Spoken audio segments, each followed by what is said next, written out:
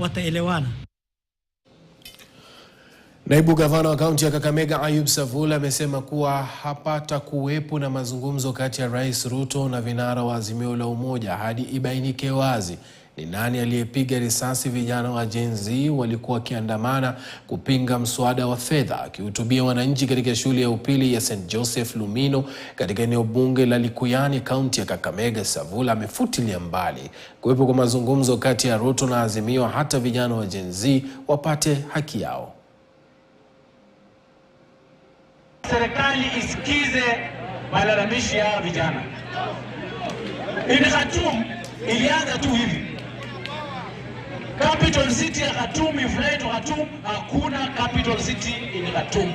Watu wanatoroka hiyo nchi. We don't want Kenya to go the style of Khartoum, the style of South Sudan. Lazima tusuluhishe hii maneno saa hii by listening to the youth.